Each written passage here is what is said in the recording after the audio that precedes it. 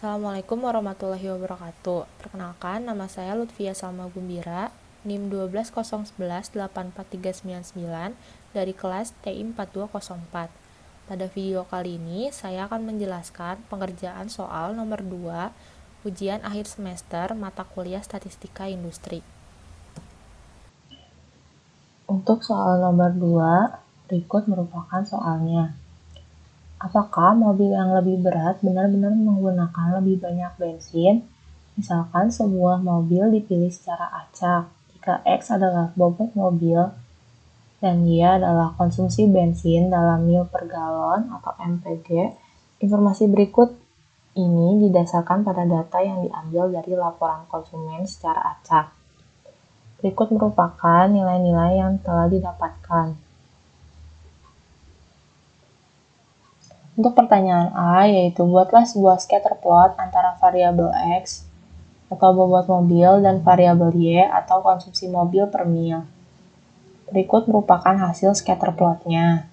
Keadaan di sini merupakan keadaan di mana bobot mobil memiliki nilai 23 dan konsumsi bensin per mil memiliki nilai 29. Sedangkan di sini keadaan di mana bobot mobil memiliki nilai 27 dan konsumsi bensin memiliki nilai 30. Di sini merupakan keadaan di mana bobot mobil memiliki nilai 32 dan konsumsi bensin memiliki nilai 24. Sedangkan di sini keadaan di mana mobil memiliki bobot 34 dan konsumsi bensin per milnya 21. Di sini keadaan di mana mobil memiliki bobot 40 dan konsumsi bensin per milnya 17. Di sini merupakan keadaan di mana bobot mobilnya 44 dan konsumsi per milnya 19.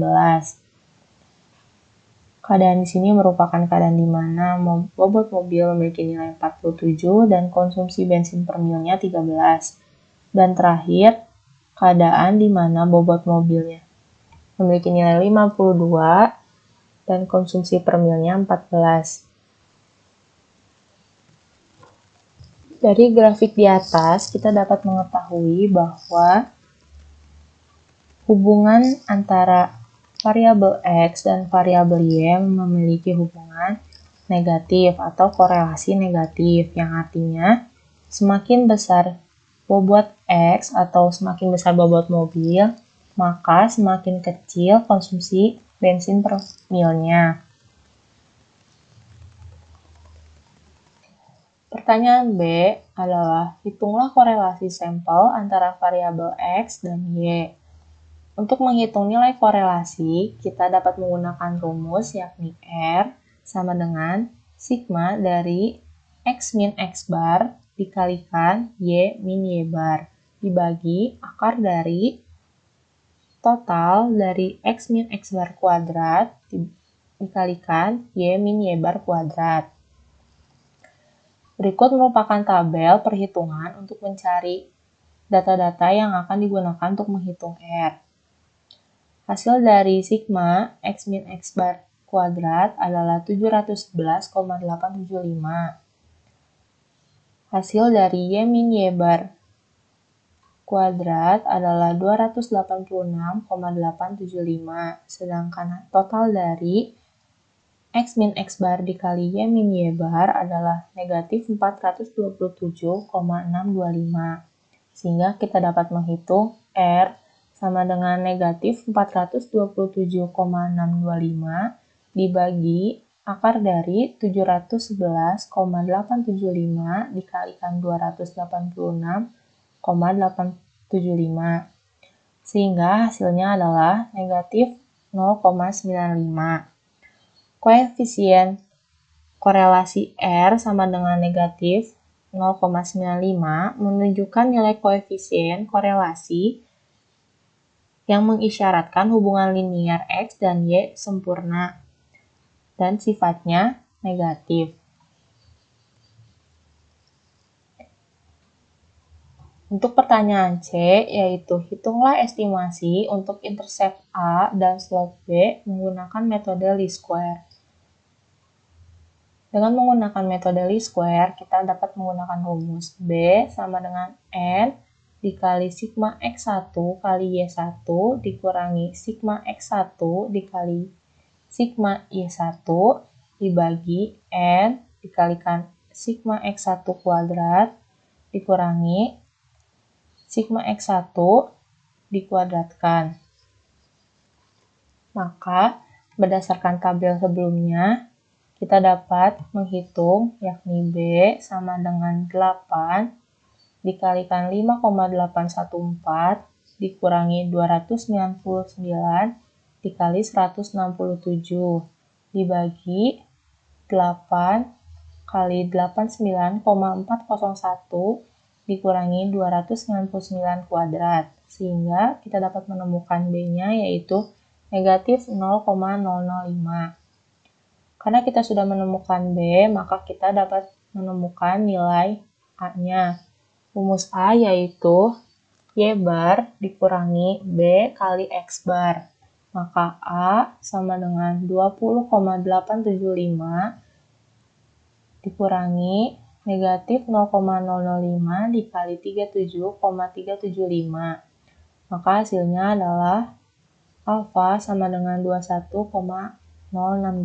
Kita dapat menemukan nilai interceptnya yaitu 21,062 dan nilai slope-nya adalah negatif 0,005. Untuk pertanyaan D, yaitu apakah hipotesis 0 yang menyatakan tidak ada pengaruh X terhadap Y akan ditolak pada taraf nyata 5%?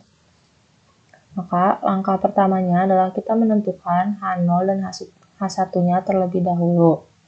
H0-nya yaitu beta sama dengan 0, atau bobot mobil tidak memberikan efek signifikan pada konsumsi bensin. Dan H1-nya yaitu B tidak sama dengan 0, atau bobot mobil memberikan efek signifikan pada konsumsi mobil. Untuk uji kali ini, kita akan menggunakan statistik uji yaitu uji T.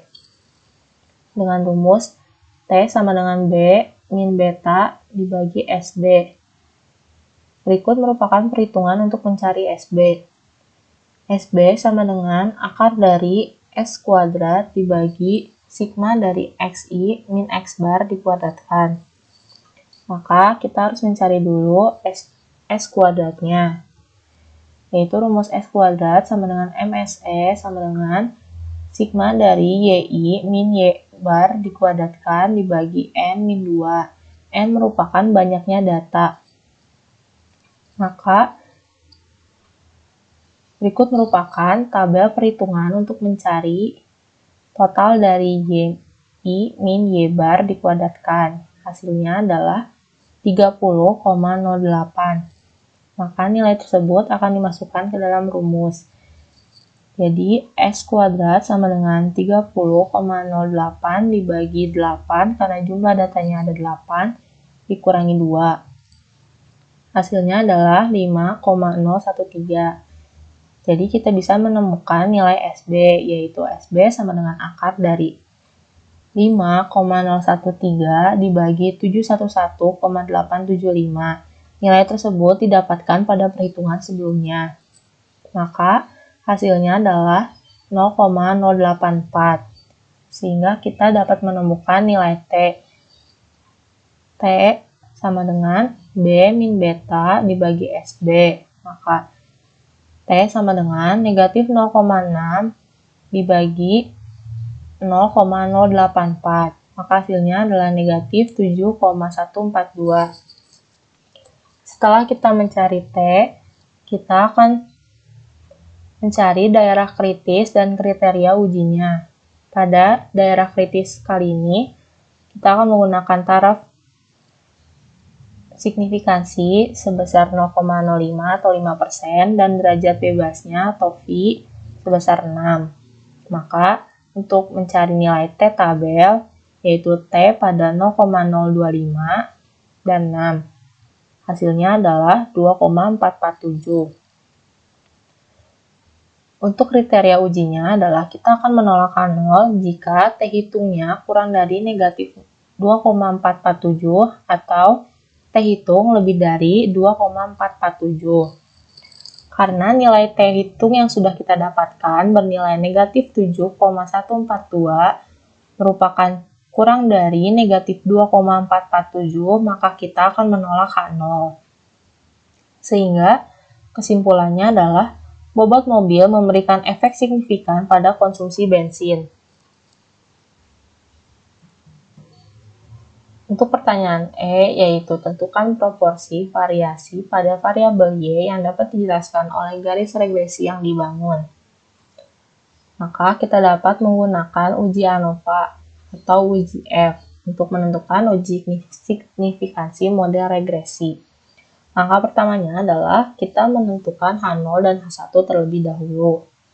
H0-nya adalah model regresi tidak mampu menjelaskan variasi pada variabel Y, dan H1-nya adalah model regresi mampu menjelaskan variasi pada variabel Y. Sehingga statistik ujinya adalah F sama dengan MSR dibagi MSE, atau sigma dari YI dibagi Y bar dikuadratkan dibagi sigma antara YI min Y bar kuadratkan dibagi N min 2. Berikut merupakan perhitungan untuk mendapatkan nilai MSR. Hasilnya adalah 256,36. Karena nilai MSE sudah ditemukan pada perhitungan sebelumnya, kita dapat langsung menghitung F hitungnya, yaitu F itu sama dengan MSR dibagi MSE, atau 256,36 dibagi 5,013. Maka hasilnya adalah 51,139. Setelah itu, kita akan menentukan daerah kritis dan kriteria ujinya. Untuk kali ini, pada taraf nyata, yaitu 0,05 atau 5%, dengan derajat bebas V1 sama dengan 1 dan V2 sama dengan 6, kita dapat memperoleh nilai F pada F tabel, yaitu F 0,05 pada 1 dan 6. Hasilnya adalah 5,99.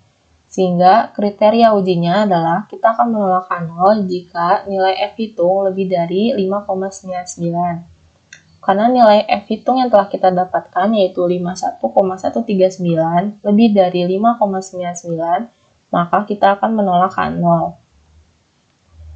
Oleh karena itu, kesimpulannya adalah pada taraf nyata 5% atau 0,05 cukup bukti untuk menyatakan bahwa model regresi mampu menjelaskan variasi pada variabel Y.